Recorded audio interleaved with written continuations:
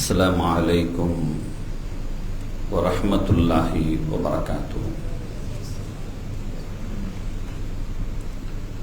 الحمد لله بجميع محامده كلها ما علمت منها وما لم أعلم، وعلى جميع نعمه كلها ما علمت منها وما لم أعلم، عدد خلقه كلهم ما علمت منهم وما لم أعلم في كل وقت وحين. الحمد لله الذي تواضع كل شيء لعظمته، والحمد لله الذي ذل كل شيء لعزته، والحمد لله الذي خلق كل شيء لملكه، والحمد لله الذي استسلم كل شيء لقدرته، عدد خلقه ورضا نفسه وزنة عرشه ومداد كلماته ودوام ملكه. جزا الله عنا نبينا وسيدنا ومولانا خير الأنبياء والمرسلين محمدا صلى الله عليه وآله وأصحابه وأمته وسلم بما هو أهله، عدد ما في علم الله ودوام ملك الله. يا أصحاب الوقت عيدوا بحكم نيابتي عن حكمكم. சங்கைக்கும் மிகுந்த மரியாதைக்கும் உரிய அல்லாஹ்வின் நல்லடியார்களே, புனிதம் நிறைந்த இந்த ஜும்ஆவுடைய நல்ல நாளில் அல்லாஹ்வுடைய அருள்கள் எல்லாம் நிறைவாக பொழிகிற அவனது இல்லத்தில் பிரார்த்தனைகள் எல்லாம் அங்கீகாரம் பெறுகிற அந்தஸ்தை அடைந்திருக்கிற இந்த நல்ல பொழுதில் ஜும்ஆவுடைய கடமையை நிறைவேற்றும் முகமாக இறை இல்லத்தில் நம்மை எல்லாம் ஒன்று கூட்டி நல்ல விஷயங்களை சொல்ல அதை கேட்க ஏற்பாடு செய்த ரப்புல் ஆலமீன் அல்லாஹு சுப்ஹானஹு வ தஆலா அதன் வழி நடப்பதற்கும் தௌஃபீக் செய்வானாக. ஆமீன். சங்கைக்குரிய பெருமக்களே, அல்லாஹு சுப்ஹானஹு வ தஆலா அவனுடைய அருள்களை நம்மீது பல்வேறு தரப்பட்ட விஷயங்களால் பல்வேறு தரப்பட்ட வகைகளால் அல்லாஹ் நம்மீது பொழிந்திருக்கிறான். அது நம்மிடம் இருக்கக்கூடிய உறுப்புகளால் சிந்தனைகளால் ஆன அருள்களானாலும் சரி, அல்லது நம்மை சூழ்ந்திருக்கக்கூடிய புற காரியங்களை கொண்டாக இருந்தாலும் சரி, அல்லாஹ்வினுடைய மற்ற படைப்புகள், அவன் படைத்திருக்கக்கூடிய அந்த வெயிலும் சரி, பகலும் சரி, இரவும் சரி, அதிலிருந்து நமக்கு கிடைக்கக்கூடிய பயன்களும் சரி, இவைகள் எல்லாம் நம்மை சூழ்ந்த அருள்கள். வானங்கள், பூமிகள், அதில் உண்டான வஸ்துக்கள் எல்லாமே இது நம்மை சூழ்ந்த அருள்கள். நம் உடலில் உள்ள அருள்கள், அதில் கண்ணுக்கு தெரிபடக்கூடிய உறுப்புகள் மூலமாக கிடைப்பது, அல்லது கண்ணுக்கு புலப்படாத உணர்வுகள், அறிவுகள், இவைகள் மூலமாக கிடைப்பது, இவைகள் எல்லாம் அல்லாஹ் நமக்கு செய்திருக்கக்கூடிய அருள்கள். எப்பொழுது அது தெரியும் என்றால் கதரு நிஅமா பதர் ஜவாலிஹான்னு சொல்லுவாங்க. ஒன்று நம்மை விட்டு நீங்குகிற பொழுதுதான் ஓ அது அருளா என்று நம்மால் புரிந்து கொள்ள முடியும், அல்லது அதனுடைய ஆழங்களையும் தாக்கங்களையும் உணர்ந்து கொள்ள முடியும். சிலர் துவா செய்ய சொல்லுவாங்க, துவா செய்யுங்க, ரொம்ப உடல்நிலை சரியில்லாம இருக்கிறாங்க. இன்று காலை கூட ஒரு 2 நபர்கள் சொன்னாங்க.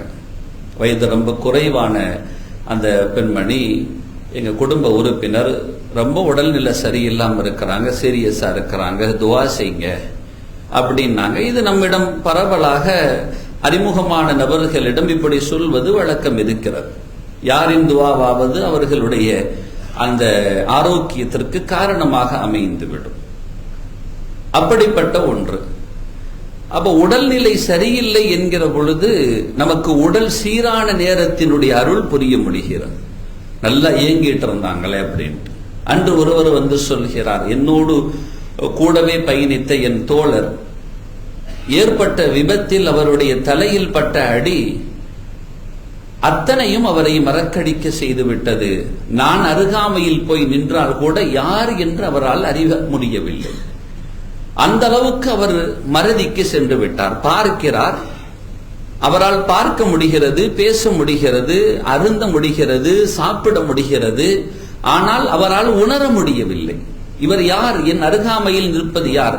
கூடவே நீண்ட நெடுங்காலங்கள் பயணித்து வந்தவர், மிக நெருங்கிய கூட்டாளியும் கூட. அப்படிப்பட்ட மிக அந்யோன்யமான நபரை கூட காலங்கள் எவ்வளவு அவருக்கு அறிவை கொடுத்திருக்கும், எவ்வளவு பெரிய தெளிவுகளை அவர் பெற்றிருந்திருப்பார். ஆனால் ஒரே ஒரு அடி, அவர் விழுந்ததில் விழுந்த ஒரு அடி அவரை எத்தனையோ காலத்திற்கு பின்னோக்கி நகர்த்தி விட்டது. அவர் மீண்டும் ஒரு குழந்தை போன்று ஆகிவிடுகிறார். அப்பொழுது தெரிகிறது இந்த அறிவின் ஆற்றல், அது செய்திருக்கிற நியாமத்து எவ்வளவு என்று.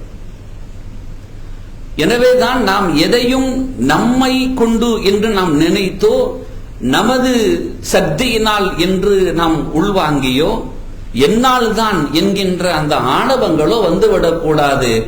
ஒரு அடி விழுந்தால் எல்லாம் முடிஞ்சு போச்சு. நீ யார் என்று உனக்கே தெரிய முடியாது என்கின்ற நிலைக்கு அது பின்னோக்கி நகர்த்திவிடும். எல்லாம் அல்லாஹ் செய்திருக்கிற அருள். இப்படி நம்மை சூழ்ந்த பல்வேறு அருள்கள் இருக்கிற இந்த அருள்களே எவ்வளவு பெரிய நியாமத்து, இந்த அருள்களே எவ்வளவு பெரிய பாக்கியம்.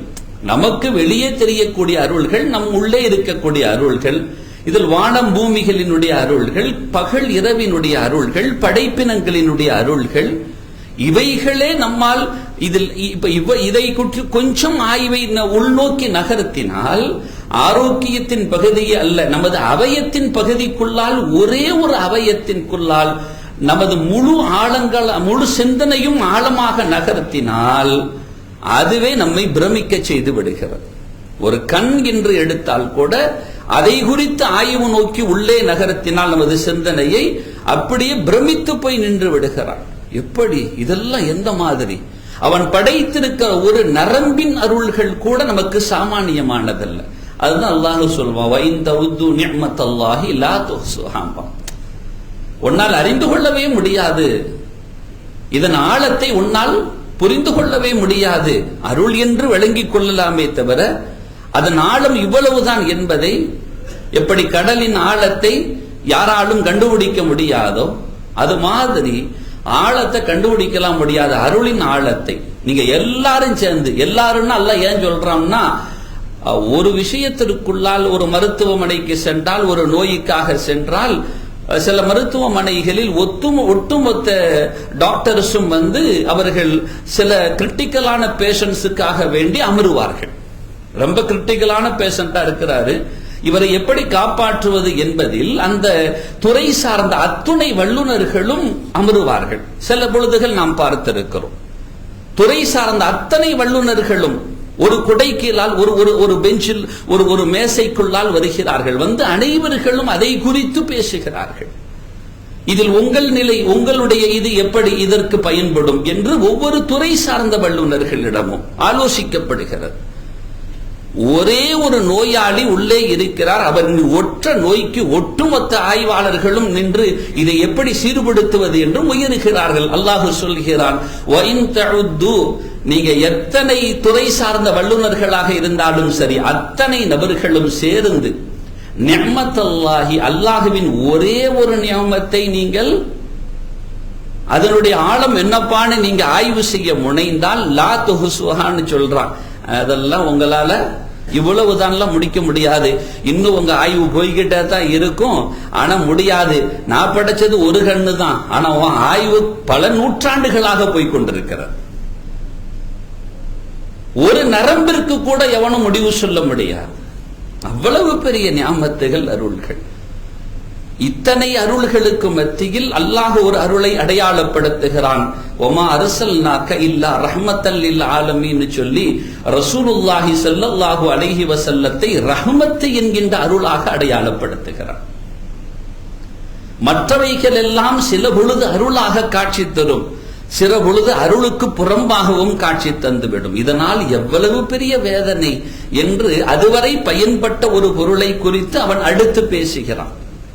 இதனால எவ்வளவு பெரிய சங்கடமா இருக்கு. மருத்துவர் கேட்கிறார், நீக்கி விடலாமா? தாராளமாக நீக்கி விடுங்கள். பல் முதற்கொண்டு முக்கியமான பார்ட்ஸ் வரைக்கும் தேவைப்பட்டா நீக்கிருங்கன்னு சொல்ற அளவுக்கு இருக்கா இல்லையா?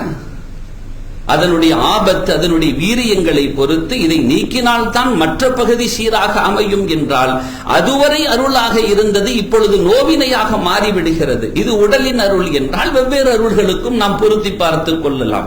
ஆனால் நீக்கவே முடியாத நீக்கமர நிறைந்த அருளாக அல்லாஹ் அடையாளப்படுத்துவது முஹம்மதுன் ரசூலுல்லாஹ் ஸல்லல்லாஹு அலைஹி வஸல்லம் அவர்களை. இப்பொழுதும் நீக்க முடியாது. நாம் அடுத்து நோக்கி பயணிக்கிற கபரிலையும் அவர்களை நீக்க முடியாது. அதை கடந்து எழுப்பப்படுகிற மறுமையிலேயும் அவர்களை நீக்க முடியாது. நீக்கமர நிறைந்த அருள் அல்லாஹ் அப்படி அடையாளப்படுத்துகிறான். வமா அர்சல்நாக இல்லா ரஹ்மத்தல் லில் ஆலமீன் என்று. அவ்வளவு பெரிய பொக்கிஷம் நமக்கு கிடைத்திருக்கிறது. நான் மேலே சொன்னேன், நமது அருள்களை நமக்கு கொடுத்திருக்கக்கூடிய புற அருள்களையே லேசாக நமக்கு வழங்கப்பட்டதை நாம் மிக துல்லியம் லேசாக நினைத்து விடுகிறோம். அதை குறித்து மிக துல்லியமாக ஆய்வு செய்தால் அத்துணை துறை சார்ந்த வல்லுநர்கள் சேர்ந்தாலும் அதனுடைய ஆழத்தை அறிந்து கொள்ள முடியாது என்று அல்லாஹ் அடையாளப்படுத்துகிறான் என்றால் அறிஞர்கள் கேட்பார்கள், ஆன்மீகம் சார்ந்த பெருமக்கள் கேட்பார்கள், முஹம்மதுன் ரசூலுல்லாஹி ஸல்லல்லாஹு அலைஹி வஸல்லத்தையா உன் மூளைக்குள்ளால் அகப்படுத்தி விட பார்க்கிறாய்? அந்த முஹம்மதுன் ரசூலுல்லாஹி ஸல்லல்லாஹு அலைஹி வஸல்லத்தையா உன்னுடைய சிறிய மூளைக்குள்ளால் அகப்படுத்தி இதுதான் முஹம்மதுன் ரசூலுல்லாஹ் என்று உன்னால் அறுதியிட்டு சொல்லிவிட முடியுமா என்று கேள்வியை முன்வைப்பார்கள். ஈமானின் உரத்திற்கு நீ அறிந்து கொள், புரிந்து கொள். உனக்கு தந்திருக்கிற ஒரு நியமத்தையே உன்னால் அறிந்து கொள்ள முடியாது என்றால் முஹம்மதுன் ரசூலுல்லாஹுவை உன்னால் புரிந்து கொள்ள முடியாது. அவர்களை எப்படி அணுகினாலும் சரி, அந்த அணுகுதல்களில் இருந்து அவர்களிடமிருந்து தெளிவுகள் பிறந்து கொண்டே இருக்கும். அவர்களை அறிந்தவர்கள் யாரும் குறை சொல்ல மாட்டார்கள், அல்லது ஈமானோடு மரணிக்க நாடுபவர்கள் யாரும் விமர்சிக்க மாட்டார்கள். சமீபத்தில் ஒரு வீடியோ பார்க்க நேர்ந்தது. அல்லாஹ் பாதுகாக்க வேண்டும். அதன் உண்மை நிலைகள் என்னவென்று நம்மால் புரிந்து கொள்ள முடியவில்லை என்றாலும் அதில் இருந்த அந்த வாசகம், இலங்கையை சார்ந்த ஒரு நபர் அதில் பேசுகிறார். அது உலா வந்து கொண்டிருந்தது. ஒருவர் எனக்கு அதை அனுப்பி வைத்திருக்கிறார். இப்படியெல்லாமா பேசுவார்கள் என்று. முஹம்மதுன் ரசூலுல்லாஹி ஸல்லல்லாஹு அலைஹி வஸல்லத்தை குறித்து அவர் முன்வைக்கிறார். அவர் சொல்லுகிற வார்த்தை, நாவு கூசுகிற வார்த்தை, ஈமான் பாதிக்கக்கூடிய அளவுக்கு மிக ஆபத்தான வார்த்தை போன்று நமக்கு தெரிகிறது. அவருக்கு வேண்டுமானால் அது எப்படி தெரியுமோ அல்லாஹு அலம். ஆனால் நமக்கு தெரிகிறது. முஹம்மது நபி என்றால் பாவத்தை விட்டும் அப்பாறுபட்டவரா?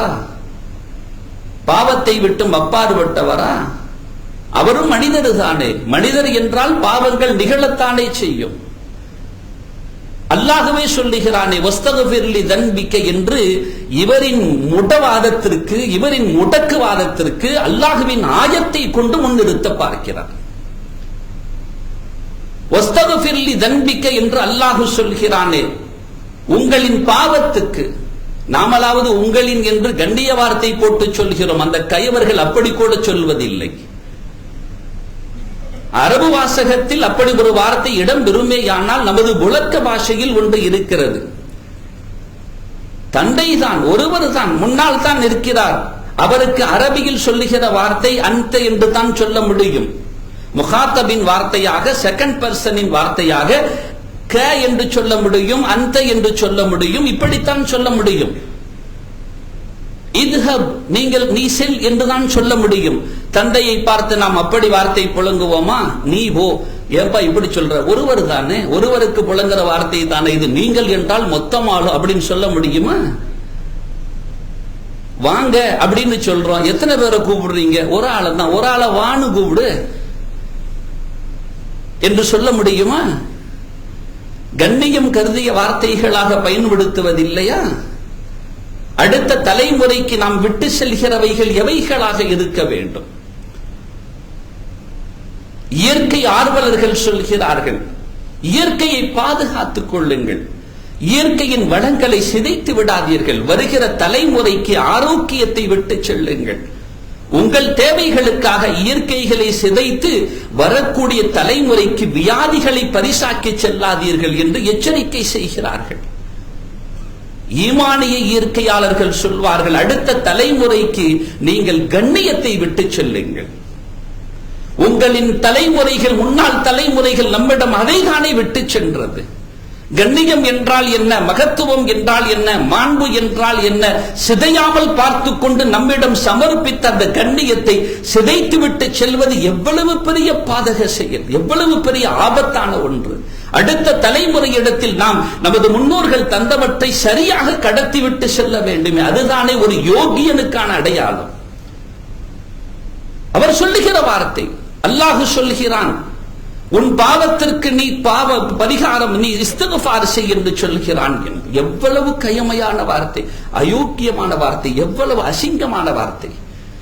ரசூலை புரிந்து கொள்ள முடியுமா? உனக்கு செய்திருக்கிற ஒற்றை நியமத்தையே புரிந்து கொள்ள முடியாது என்றால் முஹம்மதுன் ரசூல் என்கின்ற அந்த ஒட்டுமொத்த பிரபஞ்சத்தினுடைய அருளை உன்னால் அடையாளப்படுத்த முடியுமா? இவைதான் என்று நிறுத்திவிட முடியுமா? சாத்தியம் இருக்கிறதா?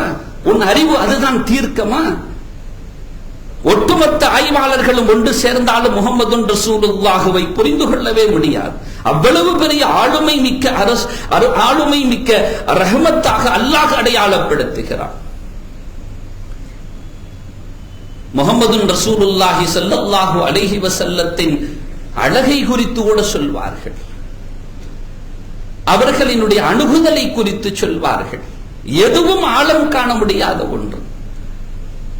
மா லஹரலனா தமாமு ஹுஸ்னிஹி ஸல்லல்லாஹு அலைஹி வஸல்லம் என்று இறைமறை குர்ஆனுக்கு விரிவுரை தந்த விற்பன்னர் இமாம் குர்துபி ரஹிமஹுல்லாஹ் சொல்வார்கள், மா லஹரலனா ரசூலுல்லாஹி ஸல்லல்லாஹு மா லஹரலனா தமாமு ஹுஸ்னிஹி ஸல்லல்லாஹு அலைஹி வஸல்லம். ரசூலுல்லாஹி ஸல்லல்லாஹு அலைஹி வஸல்லத்தின் அழகை கூட அல்லாஹ் முழுமையாக நம்மிடம் வெளிப்படுத்தி காட்டவில்லை என்பார்கள். அல்லாஹ் நம்மிடம் அவர்களின் முழுமையான அழகை கூட நம்மிடம் வெளிப்படுத்தி காட்டவில்லை. லவ் லஹரலனா தமாமு ஹுஸ்னிஹி ஸல்லல்லாஹு அலைஹி வஸல்லம், ஒரு பேச்சுக்கு பெருமானாரின் முழு அழகும் நம்மிடம் வெளிப்படுத்தப்பட்டிருக்கும் என்றால் லமா அதாகத் அயுனனா ருயதஹு, நமது கண்கள் அதை பார்ப்பதற்கு சக்தி இழந்து போயிருக்கும் என்பார்கள். பெருமானார் அனைவர்களையும் அணுகுகிற விதத்தில் அன்னி இருந்தார்களே, பார்ப்பதற்கு சக்தி வேண்டுமே. கோடான கோடி மைல்களுக்கு அப்பால் இருக்கிற ஒற்றை சூரியனை இந்த பொட்டை கண்ணால் பார்க்க முடியவில்லையே. அது வெளிப்படுத்துகிற அந்த ஜுவாலைகள் கண்ணில் பட்டுவிட்டால் திரும்பி பார்க்கும் திசையெல்லாம் வட்டமாக தெரிகிறதே தவிர ஆட்களும் நபர்களும் பொருள்களும் மங்கி போய் விடுகிறது. முஹம்மதுன் ரசூலுல்லாஹுவின் அழகை வெளிப்படுத்தி இருந்தால் எப்படி பார்த்திருப்பாய் என்று கேட்பார்கள். அழகை குறித்து கூட உன்னால் இவ்வளவுதான் என்று அடையாளப்படுத்த முடியாது என்பார்கள். அறிவின் தலைவர்கள் அல்ல, ஈமான் தோய்ந்த பெருமக்கள். அந்த வார்த்தைகளை நாம் கேட்கிற பொழுது உதிரமெல்லாம் கொதித்தது, உதிரமெல்லாம் கொதித்தது. ஈமானை பாழ்படுத்துகிற இந்த பாதக செயல்களில் அல்லவா இஸ்லாமிய போர்வையில் இறங்கி இருக்கிறார்கள் என்று. இதற்கெல்லாம் அடித்தளமிட்டவர்கள் யாரு தெரியுமா? அறிஞர்களை, பெரியோர்களை மட்டம் தட்டி மட்டம் தட்டி மட்டம் தட்டி ஷைத்தானினுடைய ஏணியில் ஏறி இன்று உச்சாணியில் அமர்ந்து கொண்டு முஹம்மதுன் ரசூலுல்லாஹுவையே சீண்டி பார்க்கிற அளவுக்கு சென்றிருக்கிறார்கள் என்றால் நரகத்தின் எரிகொள்ளிகளாக இருப்பவர்களாகவே தவிர வேறு யாராக இருக்க முடியும் இவர்கள்?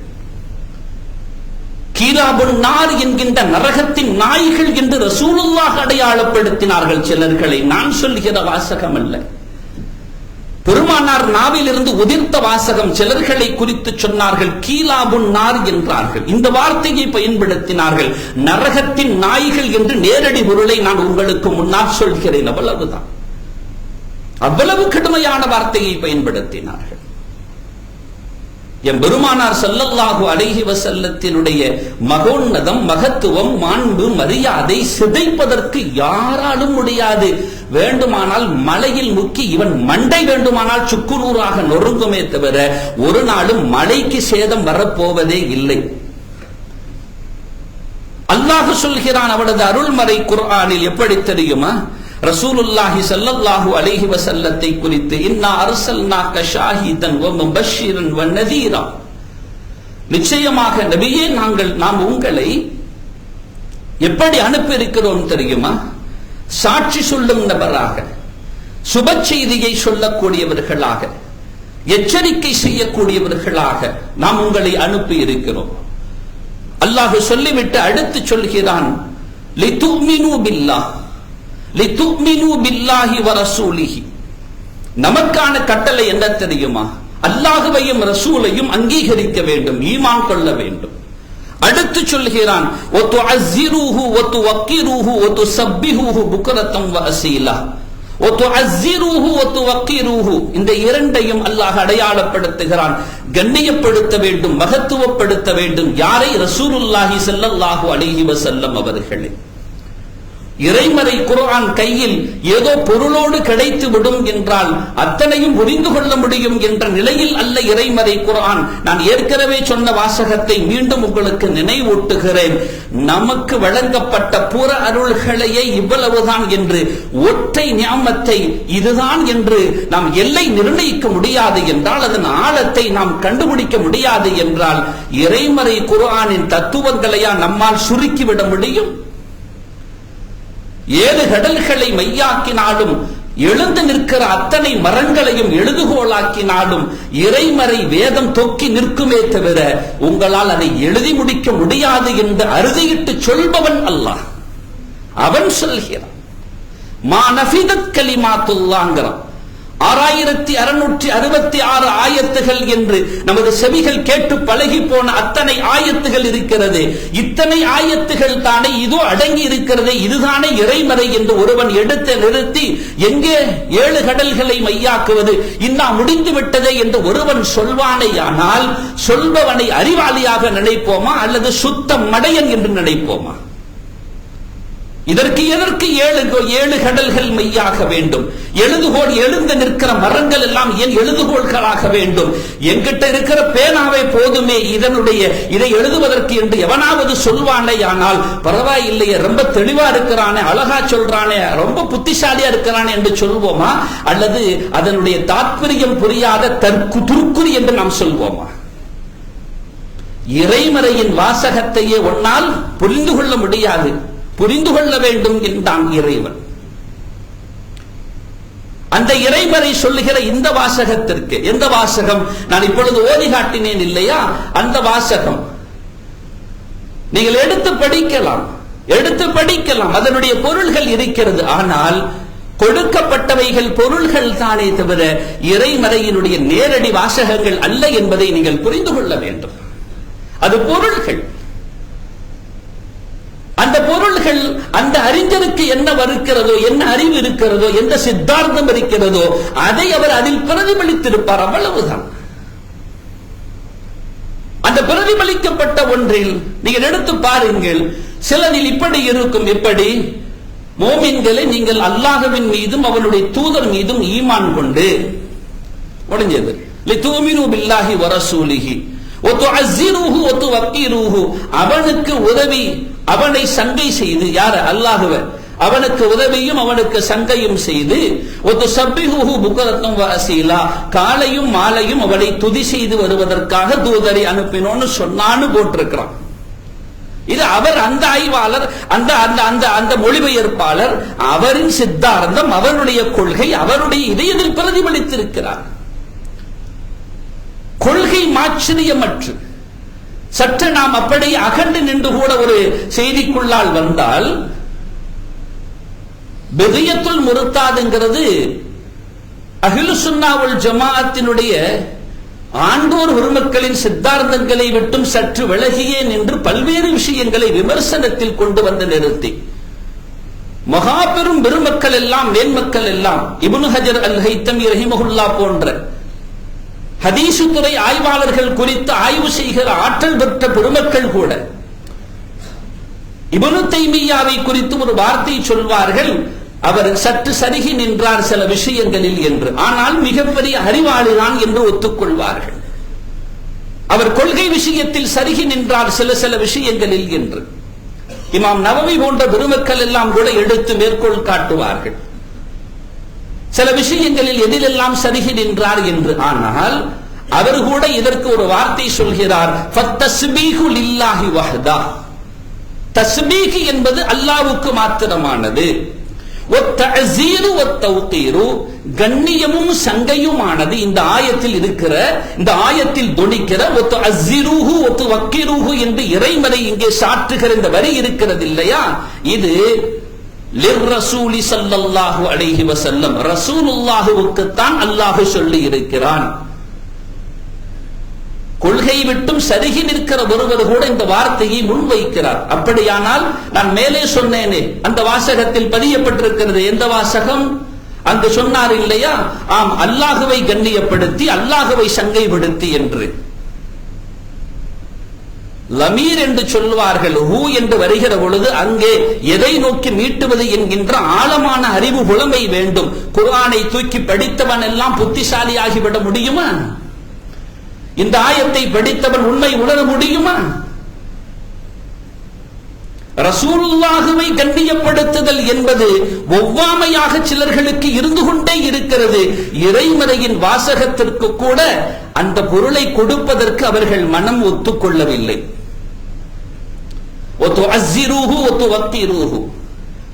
இதை எடுத்து ஒருவர் பேசுகிறார் என்றால், இப்ப சொல்றாங்க, இப்படி சொன்ன உடனே அது எப்படி இறைமறையிலே இருக்கு, அது அல்லாஹ்வை சொல்லுது, ஹஜ்ரத் என்னன்னா ரசூலுல்லாஹ்வை சொல்றாரு.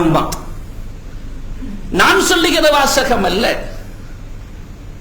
இறைமறை உதிர்க்கிற வாசகத்தை கூட என் பெருமானாரின் கண்ணியத்தை குறித்து பேசுகிற பொழுது அதை கூட நேரடியாக சொல்ல முடியாத அளவுக்கு மனவக்கிரங்கள் எத்தனையோ நபர்களுக்கு இருக்கிறது, இருக்கத்தான் செய்யும்.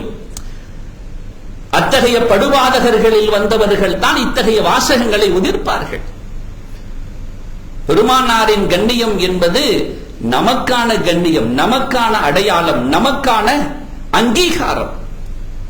அது இங்கும் நம்மோடு பயணிக்க வேண்டும், கபரிலும் அந்த பெருமானாரை கண்டுகளிக்க வேண்டும். மா குன்த தகூலு ஃபீ ஹாதர் ரஜுல், இவர்களை குறித்து உன் அபிப்பிராயம் என்ன என்று எல்லா நபர்களிடமும் கேட்கப்படும். முஸ்லிம் வேடம் போட்டு இருந்த நயவஞ்சகன் நாய்கள் அங்கே சொல்ல முடியாது. எல்லை தாண்டிய வார்த்தை ஒன்றும் பயன்படுத்தவில்லை. இறைமறையின் இறை தூதரின் வார்த்தை கீலாபுன் நார் என்றார்களே, அந்த நரகத்தின் நாய்கள் இதை சொல்ல முடியாது. ஹாதா முஹம்மதுன் ரசூலுல்லாஹ் என்று யாரால் சொல்ல முடியும் என்றால், எந்த சஹாபிகள் கானத் பாபு ரசூலில்லாஹி ஸல்லல்லாஹு அலைஹி வஸல்லம் துக்ரா பில் அல்ஃபார் என்றார்கள். என் பெருமானாரின் கதவுகள் அந்த உயர்மிகு சஹாபிகளால் எப்படி தட்டப்பட்டது தெரியுமா? அவர்கள் உள்ளிருக்கிற பொழுது அந்த சஹாபிகள் என் பெருமானாரின் வீட்டின் வாசலை கையால் தட்டவில்லை. சஹாபிகள் பதிவு செய்கிறார்கள். அனஸ் இப்னு மாலிக்குல் அன்சாரி ரலியல்லாஹு அன்ஹு சொல்வார்கள், அன்னலாரின் வீட்டின் காவலாளியாக 10 ஆண்டுகள் பணி செய்த பெருமகனார் சொல்வார்கள், சஹாபிகள் வந்து சராசரி நபரின் வீட்டை தட்டுவது போன்று கைகளால் தட்ட மாட்டார்கள், விரல்களால் அதன் நகங்களால் வருடுவார்கள் என்றார்கள். நகங்களால் வருடுவார்கள், லேசாக லேசாக அப்படித்தான் தட்டுவார்கள். ஏன் தெரியுமா? இந்த வருடல் கூட என் பெருமானாரின் அயர்வுக்கோ அவர்களினுடைய நிலைகளுக்கோ நெருடலாகிவிடக்கூடாது என்பதற்காக. அதுகூட மகா பெரிய பாவத்தில் கொண்டு நிறுத்தி விடுமே என்று அச்சம் கொண்ட அருள் நிறைந்த சஹாபிகளை நாம் பின்தொடர வேண்டும். எப்படியெல்லாம் சஹாபிகள் பெருமானாருக்கு கண்ணியம் செய்தார்கள் என்பது மிக வீரிய, மிக நேரிய, நேர்த்தியான வரலாறுகள் நிறைய இருக்கிறது. வரக்கூடிய நாட்களில் பார்ப்போம். அல்லாஹு சுப்ஹானஹு வ தஆலா நம் அனைவர்களுக்கும் எம் பெருமானாரின் மீது உள்ள கண்ணியத்தின் ஆழத்தை நமது உள்ளத்தில் அல்லாஹ் விதைப்பானாக. அந்த கண்ணியம் எந்த விதத்திலேயும் நமது செயல்களால், நமது சொற்களால், நமது எண்ணங்களால் அது சிதைபட்டு போய் நமது ஈமான் பாழ்பட்டு போய் விடாமல் அல்லாஹ் பாதுகாப்பானாக. அவர்களை சொல்லாலும் செயலாலும் சரியாக பின்பற்றி கொடுக்க வேண்டிய மரியாதையையும் கண்ணியத்தையும் நம்மால் முடிந்த அளவுக்கு அதன் உச்ச நெறிகளுக்கு சென்று கொடுத்து ஈமான்தாரியாக இந்த உலகத்திலிருந்து விடை பெற்று கபரிலும் அவர்களை கண்டு ரசித்து ஹாதா முஹம்மதுன் ரசூலுல்லாஹ் என்று சொல்கிற உயர்ந்த வாக்கியத்தையும் தந்து நாளை மறுமையிலும் அவர்களின் பரிந்துரையால் இறை தரிசனத்தை நம் அனைவர்களுக்கும் அல்லாஹ் நசீபாக்கி தருவானாக. ஆமீன் யா ரப்பல் ஆலமீன். கண்ணியத்திற்குரிய பெருமக்களே, இன்ஷா அல்லாஹ் வரக்கூடிய 4ஆம் தேதி புதன்கிழமை இன்ஷா அல்லாஹ் பின்னேரத்திலிருந்து ரபியுல் அவ்வல் பிறை 1 ஆரம்பமாகும். ரபியுல் அவ்வல் 1 இன்ஷா அல்லாஹ் 12 தினங்கள் எம்பெருமானார் ஸல்லல்லாஹு அலைஹி வஸல்லத்தினுடைய நினைவை பொதிந்திருக்கிற ரபியுல் அவ்வல் மாதத்தினுடைய அந்த 12 தினங்கள் இன்ஷா அல்லாஹ் மௌலூது ஷரீஃப் என்ற அவர்களின் புகழ் மாலை ஓதப்படும். அவர்களை குறித்த தகவல்கள் அந்த மஜ்லிஸும் இன்ஷா அல்லாஹ் தரப்படும். அல்லாஹ் சுப்ஹானஹு வ தஆலா அதற்கு நமக்கான கால அவகாச நேரங்களை தந்தால் நீங்கள் அனைவர்களும் அதில் பங்கெடுத்துக் கொள்ளுங்கள். அல்லது உங்கள் வீடுகளில் இந்த நாட்களில் எம்பெருமானாரை குறித்த நினைவலிகளை பகிர்ந்து கொண்டே இருங்கள். பிள்ளைகளை சீரான பாதையில் உருவாக்குங்கள். அல்லாஹ் நம் அனைவர்களையும் அந்த கண்ணியத்தோடு கூடிய நல்பாதையில் நம்மையும் நமது சந்ததிகளையும் அல்லாஹ் நிலைக்க செய்யட்டும். ஆமீன் யா ரப்பல் ஆலமீன். அஸ்ஸலாமு அலைக்கும் வ ரஹ்மத்துல்லாஹி வ பரகாத்துஹு.